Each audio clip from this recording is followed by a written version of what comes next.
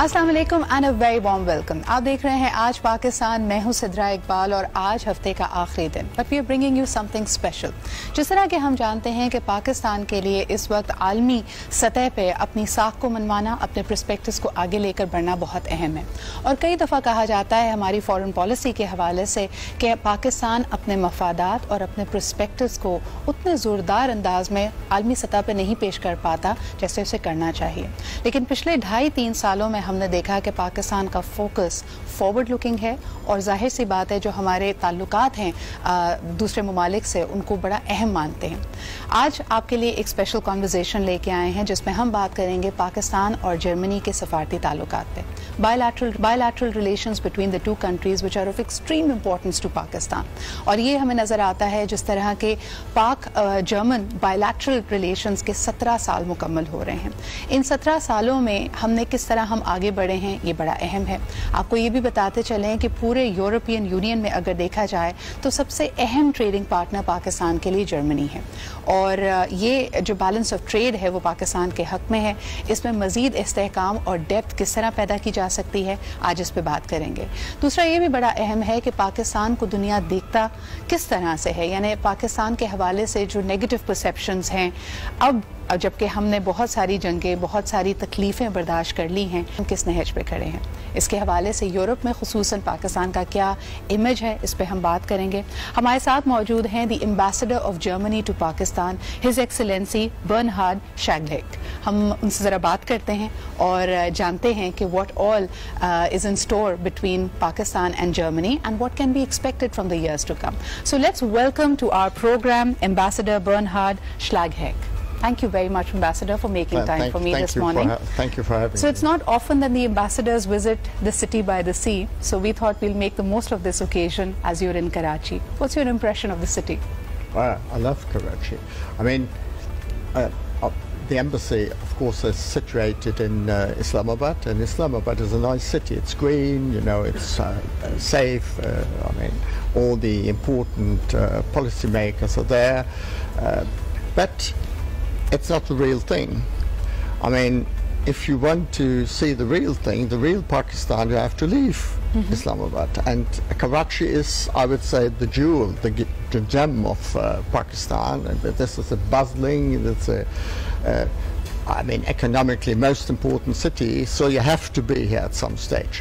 Unfortunately, I was a bit prevented from traveling due to the pandemic, but now I'm here and I'm very happy, and I spent the last 2 days here and they were great. We're very glad to have you here, but I must share with you that seeing you today has taken me back to my school days. I was a theatre enthusiast all along, and we saw how vibrant, I mean, good old days, early 2000s, the Goethe Institute was so active with the theatre troupes visiting and collaborative theatre productions happening. So cultural exchange has always been at the heart of the German endeavours in Pakistan, be it be the consulate or the embassy.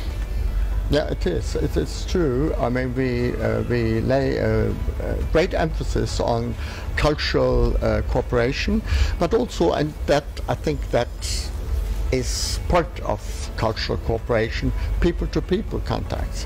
And so we had a lot of, we still have, we had a lot of academic exchanges between researchers, academic, but also between students. I mean, we have on average several hundreds of Pakistani students going to Germany. I mean, I'm shunting the pandemic now aside because that is, of course, a big exception to the overall rule. But we had a number of, as I said, academics working in Germany, so researching in Germany. We have roughly 5,000 students, Pakistani students in Germany. I would say upward trend. We have some, unfortunately, fewer German researchers and students in Pakistan. So I think it's university partnerships. We have roughly, I would say, 80. I mean, in various, I would say, varying degree of activities, but I would say quite substantive. that is not to say that what is good could not be better, but I think this is a very good basis for our bilateral relations across the board of our interest. I mean, both Pakistani and German interest. So, Ambassador, when you talk about Germany being a destination of choice for Pakistani students, and of course the universities are very receptive, what would you say the balance between the genders is like? Are you laying a special emphasis on women students from Pakistan? I mean, I would not say that we are, let's say, pursuing a policy that is, let's say, gender affirmative. That we are not doing. We are judging on merit. But, of course, we are interested to increase the share of women going to Germany to study. As we are interested in supporting and promoting the empowerment of women in Pakistan, I would say, in general. But there's no, I would say, affirmative action policy. I bring this up because very recently it was the International Women's Day. In fact, we celebrate women all throughout the month of March. Great day for Pakistan. You had quite a few meetings and you met with women leaders from Pakistan and Islamabad. How was that experience? How do you find women in leadership positions in Pakistan? Are they different? Are they timid? Is more needs to be done? What's your take on it? Well, I think the perception is, and I share that perception, that the role of women is not appropriately appreciated in Pakistan. I would say across the board. And again, I share that perception, and I think this is not only from a rights perspective, I would say wrong, but it's also economically not feasible, because I mean there are tons of empirical studies saying, I mean, if you empower women, you are actually improving your GDP. So it's a very, I would say it's almost self-evident. So that is what I just want to bring to, I mean, to the mind of mostly male colloquiators I have here. It's not only about civil rights, it is also, I very much emphasize that, but it's an economic issue. So you are doing, I mean, by not empowering women, you are doing a disservice not only to the country, but to yourself, to your pocket. Very true. And I think that is an argument that we have to, you know, to make. And I think it's the right time to do that. And I must share with you, Ambassador, a lot of women and girls in Pakistan, including me, we see a great role model in Chancellor Merkel. We'd love to know what her experience of dealing with the various issues, the variety of challenges in the German society, in the European society, and particularly when it came to the pandemic, were like. What are the key learnings from that time? I mean, I would say one of the learnings is that it's very difficult, and that has nothing to do with the gender aspect. It's very difficult in a federal system, as Germany is, like Pakistan, to, I would say, you know, steer through a crisis of national dimension. I'm a big fan of federalism, of devolution of powers to the, I mean, to local level. Yes. As much as we can. But in a crisis, you see that there are limits to that, and there are even federal systems. Again, I belong to the really true proponent of federalism, but federal systems have their weaknesses. And that is also what the Chancellor experienced. Of course, I think she had the bright vision from the very beginning, and she still has. But then, you know, all these provincial and federal princes and dukes, they are coming up, and they have a lot to say, because I mean, in Germany as in Pakistan, health is devolved to the provincial level. So there is a lot of haggling and, you know, politicking to be done, and that's difficult. But the Chancellor, this is my second remark, is I think she has a very great ability to mitigate things, and that is, I think, I don't know whether this is a female characteristic. I cannot tell, but I would say she's mitigating conflict. She's trying to be somehow in the middle. She's not extensively playing to the galleries, but she's a politician. She has to play to the gallery. Every politician has to play to the gallery because these politicians are being elected by people sitting on the gallery.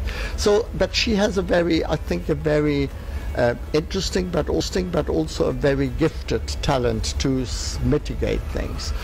Ambassador, but you know, as a student of foreign relations, one of the things I notice is, of course, you've shed light on what is happening internally within Germany, the various facets of that.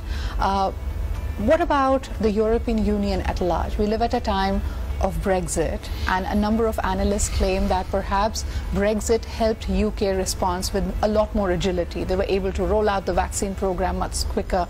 How do you see the future of European Union in the years to come? Well, here again, of course it's difficult, I mean, to, you know, organize and bring together a bunch of different states, because basically these are still sovereign states. Yes. And on the other hand, this is the great achievement of the European Union. They have found ways and means, again, to, with all these difficulties and with all these varying stances and opinions, somehow to come to a common stance. And this is I think this is a great achievement. And I'm quite confident that will continue to be the case, despite despite the fact that there are national divergences. That, I mean, the art of the thing is politics, and political I would say achievement is the art of the compromise.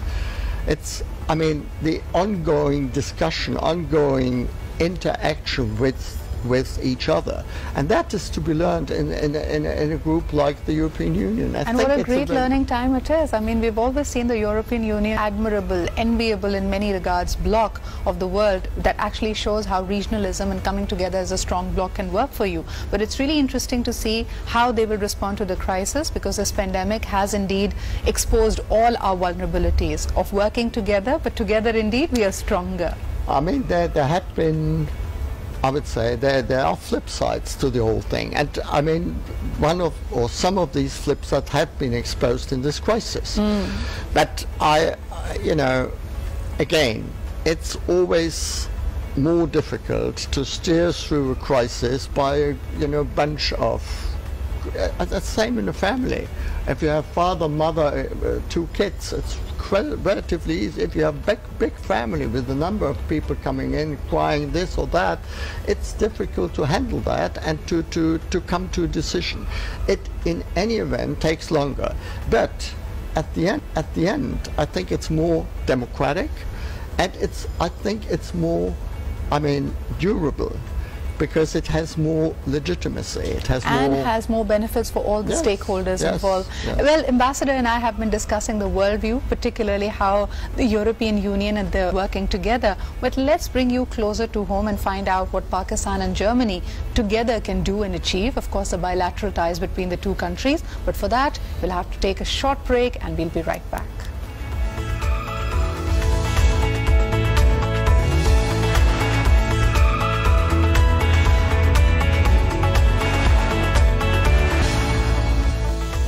Welcome back. We are still in conversation with the Ambassador Schlagheck.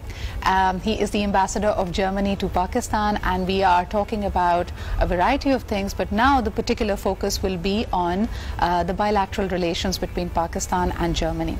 So 17 years of the bilateral ties, Ambassador. How is it moving forward? How has that changed? I mean, this journey must have had its own ups and downs. Certainly it had. But I think there is a very good basis of, I would say, closeness and friendship.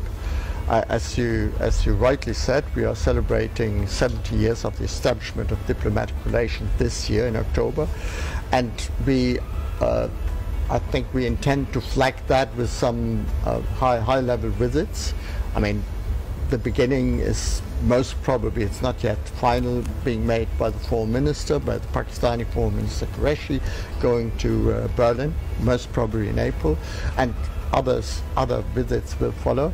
But perhaps even more importantly, at least for, I would say, Pakistan and us here, is we are planning a series, the embassy plus the consulate general here in Karachi, we are planning a series of events, I would say, around this jubilee, covering basically all the whole range of our bilateral relation, politics, business, trade, as I said, people to people, academic research, culture, development, all these areas. And there, I think it will culminate in a ship visit of the German Navy here in Karachi in January 2020. We've recently had the fifth round of the Pak-Germany strategic dialogue, which was back in September 2020. What were some of the key takeaways from that?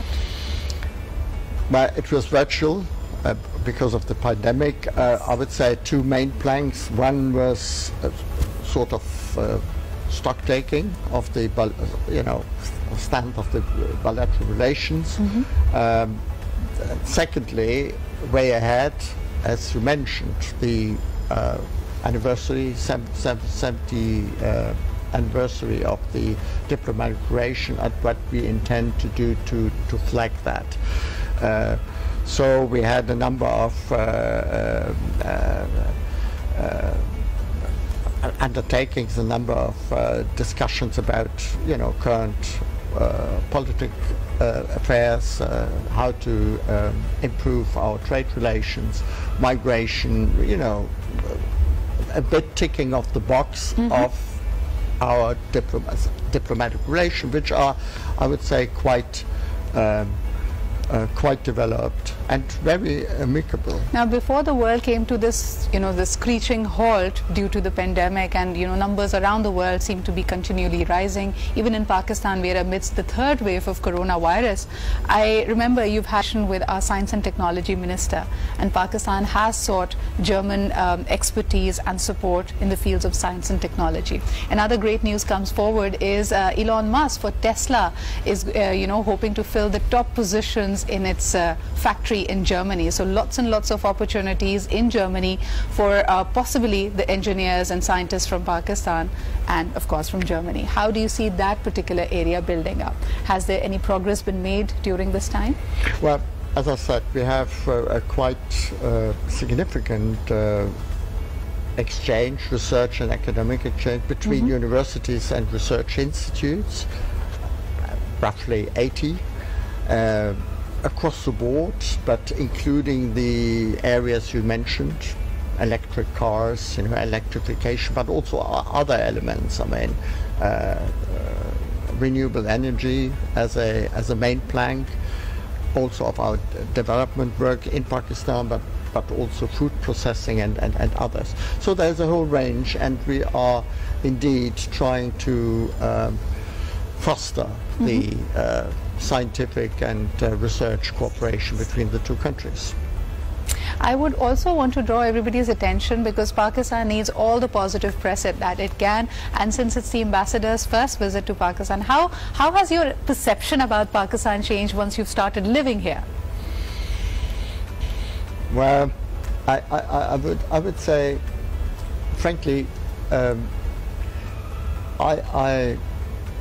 I have the privilege to have a very sound friend. Long since we studied together, and since then we are enjoying a really intensive friendship. We are not meeting, or we have not even met quite often, but regularly. Right. So I was always, because I was always interested in the region, South Asia, so I was always interested, although I was not actually working in Pakistan or on Pakistan, but I was always somehow connected to what's going on in Was Pakistan. it a choice? Did you choose to come to Pakistan? No, it was not. It was not. So I was asked by the Foreign Ministry to come here, and I was very happy about that decision made by the Foreign Ministry, because, as I said, I was always interested in the region, always interested in the people, and I was, again, what I said, I was always a bit connected, although this guy, my friend, he did not even live constantly in Pakistan, but he Right. was telling me, you know, all these stories, family stories, you know, And it all fascinated you. yes, and this up and down, a bit like Shakespeare drama. Ah. You see, so I was always attracted by that. So I would not say I was much surprised as I came, or totally flabbergasted by seeing this or that, but what I could do was to somehow refine and hone my We impressions. see that you've had a little bit of an excursion here as well. It was the World Bicycle Day very recently, and the ambassador decided to get some exercise. We are seeing visuals of him taking a ride around in Islamabad. It's green, it's beautiful. Tell us a little about that. How did this idea come around? Were you Well, bored of being in the house? This is no. There's no specific- someone? No. I used to make use of that bicycle, because basically this is the bicycle. It's not. I mean, there are a lot of, you know, I would say very vintage bicycles here in Pakistan, but this is my own bicycle, and actually it's from my grandfather. So Wow. it's 90 years old. So it's like a family heirloom, Yeah, right? it's a family. So my grandfather used to use that bicycle, and I took it with me on all postings. It was in Russia, it was in Nigeria, where it was before. So It how was many countries has this bicycle been to? I would say half a dozen. Half a dozen. Yes. we're And privileged to I like welcome it in I like Pakistan too. to cycle in Islamabad. It's great. I think it has really picked up during the pandemic. I mean, before that, people in Pakistan have become very fitness conscious, so you'd see all kinds of fitness activities, gyms being open. But then again, we were left to actually going back to our roots and our means once this happened. I would like to also take your comments about media. We see DW is pretty active in Pakistan. Now we have a DW Urdu as well. How do you find the general media ecosystem in the country, the landscape?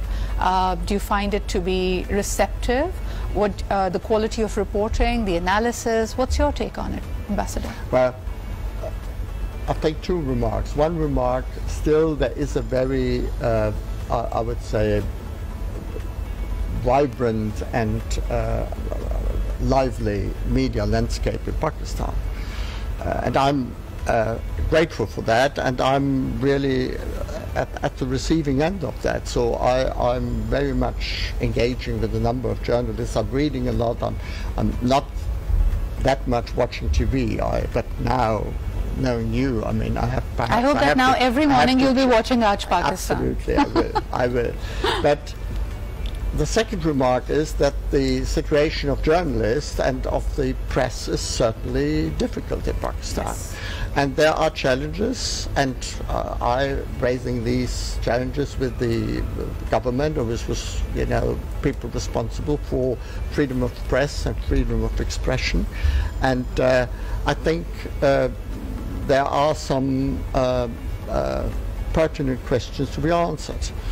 So I would say it's a mixed picture for the moment. But we're very grateful that other than DW Urdu, I see the DW Academy being very active. That is generally training the journalist or upcoming journalist in media ethics. As you know, there had been a media explosion in Pakistan. So for a lot of journalists, they ended up reporting without really studying the field. Yeah. So the Academy is playing a great role there. Ambassador, I noticed two things, and this is something that the world needs to know. Once the pandemic hit us the way it did, for a lot of countries, especially the developing countries, and we saw Prime Minister Imran Khan talk about it at a variety of forums, that for economies which are pressed for fiscal space, it would not be easy to get the vaccine. And we're very grateful that Germany is funding about 2.1 billion euros when it comes to a vaccine for the developing countries. How did that decision come around, and how would that be rolled out? I would say it's the upshot of our political decision to work through international organizations. I mean, there are other countries, and I'm not commenting what is the right or what is the wrong way to do it. There are other countries who do it nationally, who provide vaccines nationally to other countries. Germany has made the, I would say, conscious decision to work through international organizations or international alliances, as the COVAX is an international vaccination alliance. And is there a reason for that? I mean, well, the reason is we are very much attached to the idea of multilateralism, of strengthening multilateral institutions, and the very idea that cooperating with each other, even on the international, level and on the international scenery, is the right thing to do. Absolutely. to strengthen the, I would say, stability and peace in the world. So we are working, or we have been working through this COVAX alliance, and as you said, we are the biggest donor. And I read somewhere in a policy paper I got from Berlin that, every trip that's being administered is being actually funded by Germany. Wow. So the batch that that's is a stat to be really proud of. Every 5th jab is actually funded and sponsored by Germany. Kudos to you guys for that. The batch that is coming to Pakistan, I hope, very soon, and you will see every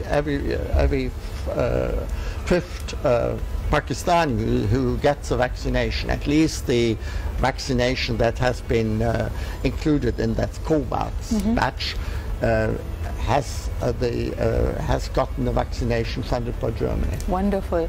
Ambassador, I wish I had more time, but I'll ask you the last question since you mentioned migration. And I feel this is something very close to my heart personally, because there's a huge plethora, there's a huge segment of society in Pakistan that's vulnerable, and that gets caught in a vicious cycle of fraudulent activities who promise them a German visa and leave them stranded, and that can get them into a lot of trouble. How is the consulate and embassy raising awareness about it, and if you would want to use this platform to give out a strong message? Well, as you said, yes, there is a very dire social situation, particularly of a certain strata in society, and I'm well aware of the impediments and of the obstacles these people are facing every day. So you can understand that there is sometimes the idea, let's seek for greener pastures. But of course it's not that easy, and there are not, I think in a technical sense, there are not greener pastures in Germany. And there are no shortcuts in life. No, there are no shortcuts. It's it's not only cumbersome, it's dangerous. It needs a lot of resources that perhaps are in vain, or very often, or most often are in vain. So I can only say the right thing to do is to, undergo decent education here, and then if at some stage still there is this wish and desire to then, to use the, I would say, official channels. We are seeking in our societies, which are growing older by the day, we are seeking experts, we are seeking qualified personnel, and there are ways and means to embark on these trajectories. In fact, we would emphasize that you use the proper official channels to make it to Germany, if so is what you wish. Thank you, Ambassador. It was a pleasure to host you this morning. Could I briefly hand you, this is a mask being produced by our Consulate General, and it's produced in Pakistan by a Sindhi factory. It's a washable and reusable mask. I'm so glad. Thank you so much.